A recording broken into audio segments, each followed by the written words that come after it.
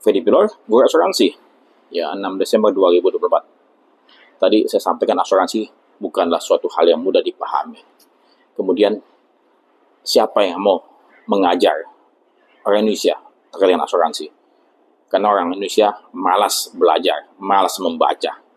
Ya, dan kemudian kalau tidak ada yang mengajar, tidak ada yang mengajarkan, tidak melakukan edukasi, jadi semakin terpuruklah masyarakat Indonesia akan literasi asuransi. Dan kemudian asuransi tidak akan bertumbuh, tidak akan berkembang.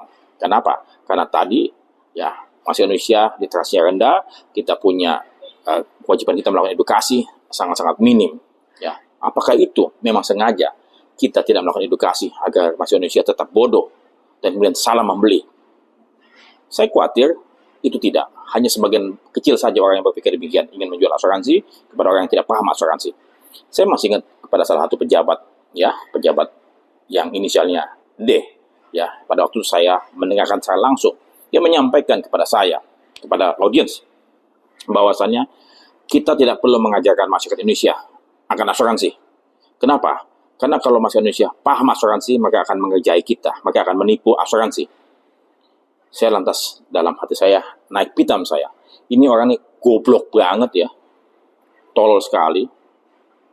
Bagaimana mungkin ya mereka yang paham literasi tinggi akan asuransi mau menipu asuransi? Sementara kalau mereka paham bahwa mereka menipu asuransi, mereka masuk pidana, masuk penjara. Ini kejahatan kalau mereka mau menipu. Nah, jadi lantas saya balik lagi kembali. Kalau katakanlah kita tidak mau mereka paham, mereka awam, ya, kemudian apa? Kita mau menipu mereka. Sebaliknya kita mau menipu mereka. Kan ini otaknya otak kebalik, ya. Jadi saya berharap kita semua tidak punya pemikiran yang kotor seperti pejabat tersebut ya, dan kemudian kita melakukan kebajikan. Karena tanpa literasi yang tinggi, ya masyarakat Indonesia tidak akan